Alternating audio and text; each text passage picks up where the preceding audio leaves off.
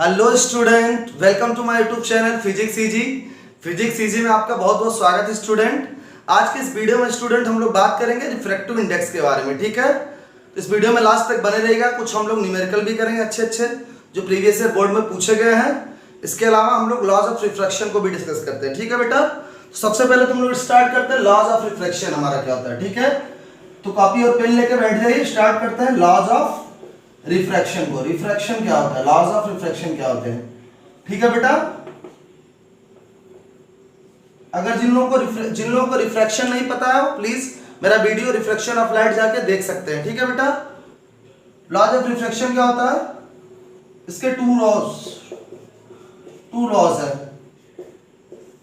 पहला लॉज क्या कहता है, the incident ray comma refracted ray and normal at the point of incidence. Normal at the point of incidence all lie, तीनों क्या होता है, same plane, all lie in the same plane। अगर X plane में पूरा x plane में होंगे, Y plane में तो पूरा वाई प्लेन में होंगे। जनरली कोई भी चीज एक्स वाई प्लेन में 2D या 3D में होता है, या तो एक्स वाई प्लेन या जो भी है, ठीक है। दूसरी बात करते हैं हम लोग, दूसरा क्या है, सेकंड लॉ को बोलते हैं Snell's laws of refraction. Second law को बोलते हैं स्नेल्स लॉज ऑफ रिफ्रैक्शन, ठीक है बेटा। ये लॉज इन 1621 में स्नेल्स एक साइंटिस्ट थे, इन्होंने 1621 में एक लॉ दिया था जो रिफ्रैक्शन से रिलेटेड था। उन्होंने क्या कहा था कि sine of angle of incidence और sine of angle of refraction क्या होता है, कांस्टेंट होता है, और ये किसके इक्वल होता है, ये इक्वल टू रिफ्रैक्टिव इंडेक्स। ये रिफ्रैक्टिव इंडेक्स से क्या होता है बेटा, इक्वल होता है। या फिर कह सकते हैं कि सपोज लाइट रे एक मीडियम से दूसरे मीडियम में जा रही है, किसी मीडियम फर्स्ट से मीडियम सेकंड में जा रही है, तो refractive index of 2 with respect to 1 किसके इक्वल होगा, sine of angle of incidence upon sine of angle of R के। और ये कंडीशन वैलिड कब होगी, जब हमारा एंगल ऑफ इंसिडेंस क्या हो, 0 और 90 डिग्री के बीच में हो। 0 डिग्री और 90 डिग्री के बीच में, तब ये कंडीशन क्या करेगी, तभी वैलिड करेगी, ठीक है बेटा। तो ये दो लॉस हैं आपके जो बहुत ही सिंपल है, इसको अच्छे से आप लोग नोट कर लीजिए। इसके बाद हम लोग बात करेंगे रिफ्रैक्टिव इंडेक्स के बारे में, ठीक है बेटा। प्लीज इसको नोट कर लीजिए।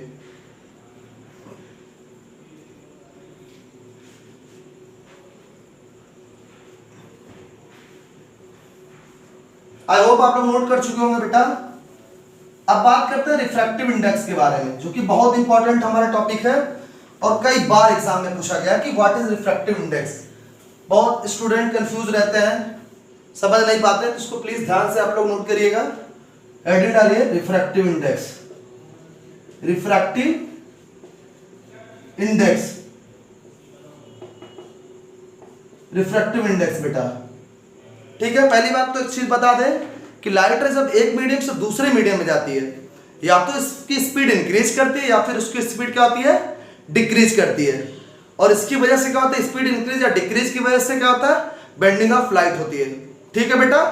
तो रिफ्रैक्टिव इंडेक्स एक्चुअल में है क्या, ये measure of bending of light है। बेंडिंग ऑफ लाइट का क्या है, मेजर है, measure of bending of light. कब, जब लाइट रे when light rays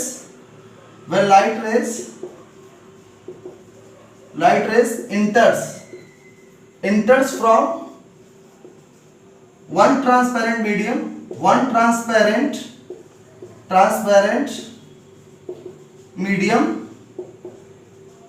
to another transparent medium, ठीक है बेटा। जब लाइट रे एक मीडियम से दूसरे मीडियम में जा रहा है, ठीक है। एक्चुअल मीनिंग क्या है, रिफ्रैक्टिव इंडेक्स क्या बताता है, measure of bending of light को, कि लाइट रे हमारा कितना बेंड किया है। अगर देखो किसी मीडियम की ऑप्टिकल डेंसिटी ज्यादा है, किसी मीडियम की बेटा क्या ज्यादा है, ऑप्टिकल डेंसिटी अगर ज्यादा है, इसका मतलब क्या, उसका रिफ्रैक्टिव इंडेक्स क्या होगा, ज्यादा होगा। और ऑप्टिकल डेंसिटी ज्यादा है तो रिफ्रैक्टिव इंडेक्स ज्यादा होगा, रिफ्रैक्टिव इंडेक्स ज्यादा होगा तो बेंडिंग ऑफ लाइट क्या होगी, बेंडिंग ऑफ लाइट क्या होगी, ज्यादा होगी। बेंडिंग ऑफ लाइट ज्यादा होगी, इसका मतलब स्पीड ऑफ लाइट क्या होगी, स्पीड ऑफ लाइट उस मीडियम में क्या होगी, कम होगी, लेस होगी, लेस डिक्रीज कर जाएगी, या फिर स्पीड ऑफ लाइट कम हो जाएगी। एक रिलेशन और दिखा सकते हैं कि रिफ्रैक्टिव इंडेक्स का स्पीड के साथ क्या होता है, उल्टा रिलेशन होता है बेटा। ठीक है, अगर रिफ्रैक्टिव इंडेक्स ज्यादा है तो स्पीड क्या होगी, कम होगी। ठीक है बेटा, तो इसको नोट कर लीजिए, फिर आगे हम लोग डिस्कस करते हैं। ठीक है, एक्चुअल में डेफिनेशन क्या है एग्जाम में। ठीक है, तो आई होप आप लोग नोट कर चुके होंगे।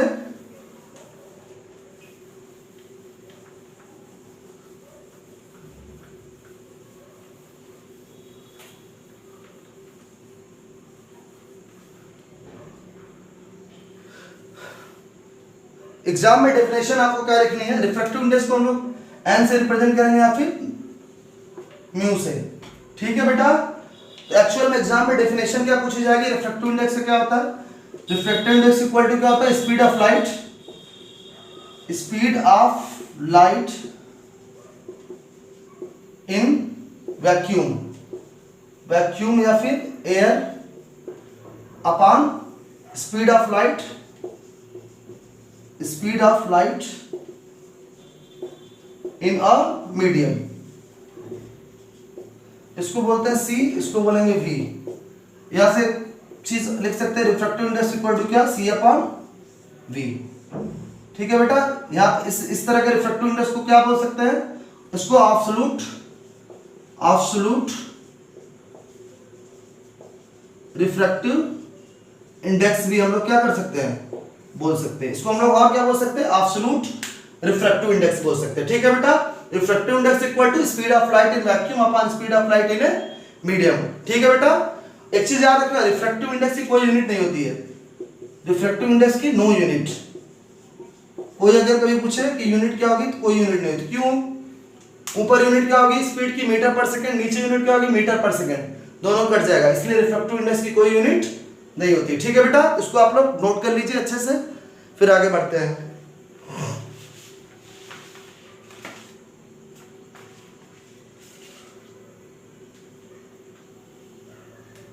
आई होप आप लोग नोट कर चुके होंगे।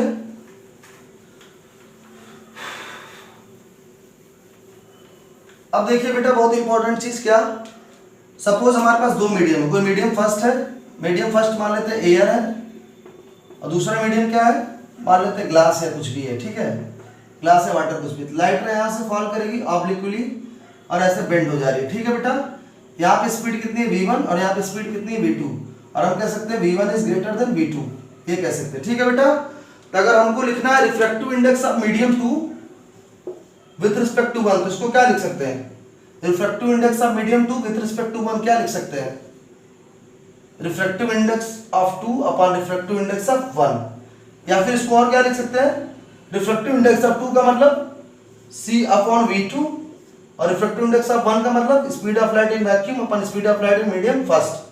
c से c कैंसिल आउट हो जाएगा, यहां से रिलेशन क्या आ जाएगा, v1 upon v2।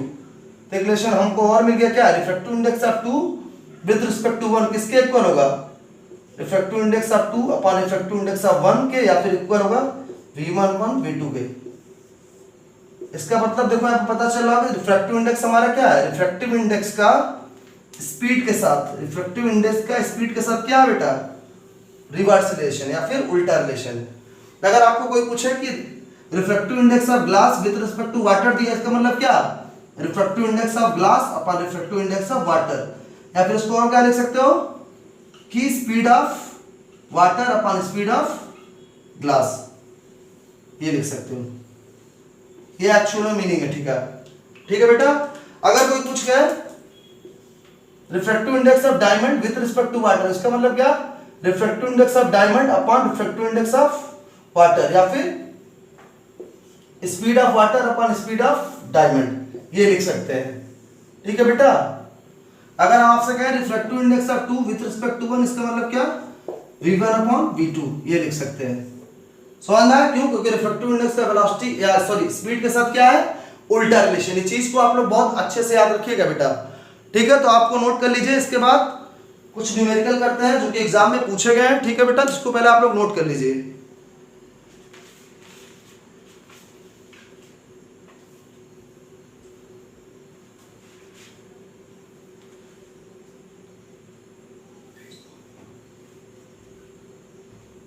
I hope आप लोग नोट कर चुके होंगे। अब बात कुछ इंपॉर्टेंट जो रिफ्रैक्टिव इंडेक्स है किस मटेरियल के, उसको हम लोग देख लेते हैं। ठीक है बेटा, refractive index of some material, सबसे ज्यादा रिफ्रैक्टिव इंडेक्स किसकी होती है? रिफ्रैक्टिव इंडेक्स, हेडिंग डालो, refractive index of some material. कुछ इंपॉर्टेंट है, सबका नहीं पूछा जाता है। ठीक है बेटा, इसमें हम लोग बात करते हैं एयर का। एयर का हम लोग रिफ्रैक्टिव इंडेक्स कितना मान के चलते हैं? 1 मान के चलते हैं। सबसे कम एयर की होती है, मतलब रिफ्रैक्टिव इंडेक्स सबसे ज्यादा किसकी होती है? डायमंड की। कितनी होती है बेटा? 2.42 होती है। फ्लिंट ग्लास का, फ्लिंट ग्लास की अगर हम लोग बात करें, इसका रिफ्रैक्टिव इंडेक्स कितना आता है? 1.52। अगर हम कहें वाटर का रिफ्रैक्टिव इंडेक्स कितना होता है, तो 1.33 होता है। तो इन चीजों को आप लोग नोट कर लीजिए। एयर का रिफ्रैक्टिव इंडेक्स 1 होता है क्योंकि ये रेयर मीडियम है, ये सब डेंशियर मीडियम, इनका रिफ्रैक्टिव इंडेक्स थोड़ा ज्यादा होता है। ठीक है बेटा, इसको एक बार आप लोग अच्छे से नोट कर लीजिए, फिर आगे न्यूमेरिकल से इसको और अच्छे से डील करते हैं, क्लियर तरीके से समझते हैं। ठीक है बेटा, डायमंड का सबसे ज्यादा होता है रिफ्रैक्टिव इंडेक्स।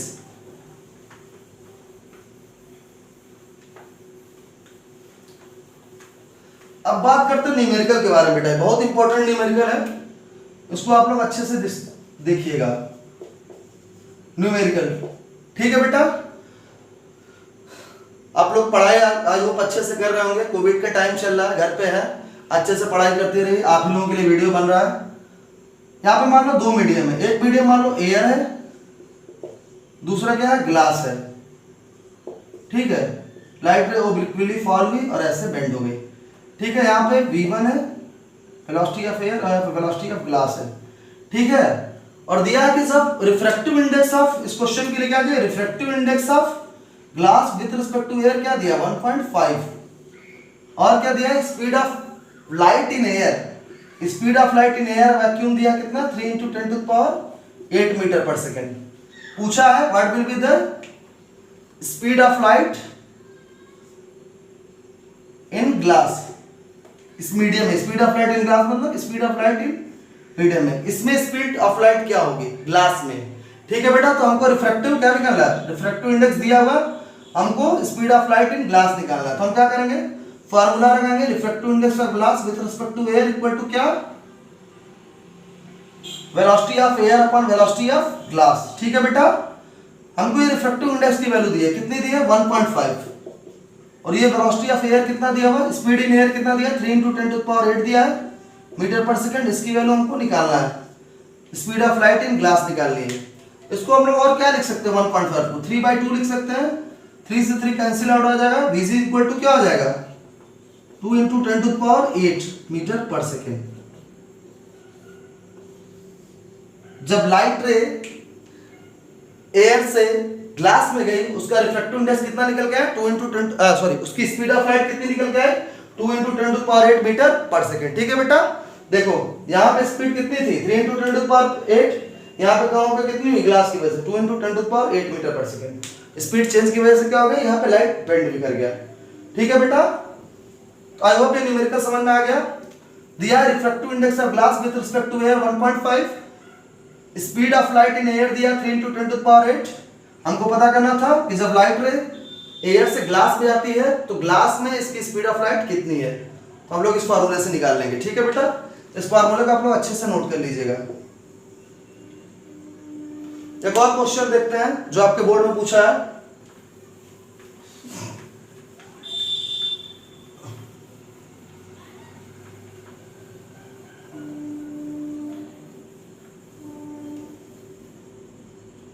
क्या दिया बेटा? केरोसिन दिया है। केरोसिन, केरोसिन मीन्स मिट्टी का तेल। टर्पेंटाइन दिया है, टर्पीन का तेल बोलते हैं। और क्या दिया है? वाटर दिया है। ठीक है, 3 हमको मटेरियल दिया हुआ है। वाटर दिया हुआ है, टर्पेंटाइन दिया हुआ है, केरोसिन दिया हुआ है। KEROSIN, केरोसिन दिया हुआ। क्या पूछा क्वेश्चन में? in which light travels faster and why? in which medium light travel faster, light travel faster and why और क्यों। किस मीडियम में लाइट ज्यादा तेजी से ट्रेवल करेगा और क्यों ट्रेवल करेगा। सबसे पहली बात है, इस क्वेश्चन को करने के लिए आपको इन सब का क्या होना चाहिए, रिफ्रैक्टिव इंडेक्स पता होना चाहिए। सबका रिफ्रैक्टिव इंडेक्स पता होना चाहिए। तो हमको पता है वाटर का रिफ्रैक्टिव इंडेक्स कितना होता है बेटा, 1.33 होता है। केरोसिन का कितना होता है बेटा, 1.44। टर्पेंटाइन का होता है 1.47। ठीक है। अब देखो कि रिफ्रैक्टिव इंडेक्स सबसे कम किसका है, जिसका रिफ्रैक्टिव इंडेक्स कम होगा, जिसका रिफ्रैक्टिव इंडेक्स लेस होगा, उसकी स्पीड ऑफ लाइट क्या होगी, ज्यादा होगी। सबसे पहले कौन आएगा, वाटर आएगा। वाटर की क्या होगी सबसे ज्यादा, क्यों, इनका रिफ्रैक्टिव इंडेक्स क्या है, सबसे कम है। पहले वाटर आएगा, फिर क्या आएगा दूसरे नंबर पे, केरोसिन आएगा, केरोसिन, और तीसरे पे क्या आ जाएगा बेटा, टर्पेंटाइन। ठीक है। रिफ्रैक्टिव इंडेक्स सबसे कम किसका, वाटर का। तो स्पीड ऑफ लाइट किसकी सबसे ज्यादा होगी, वो वाटर की ज्यादा होगी। बात आई समझ में। तो स्टूडेंट आज के लिए इतना ही रहने देते हैं। नेक्स्ट वीडियो जब भी होगा उसमें बहुत अच्छे से डिस्कस करेंगे। कोरोना का टाइम है, आप लोग अच्छे से पढ़ते रहिए और अपने स्टडी को स्किप ना करिए। ठीक है बेटा, ऑल द वेरी बेस्ट।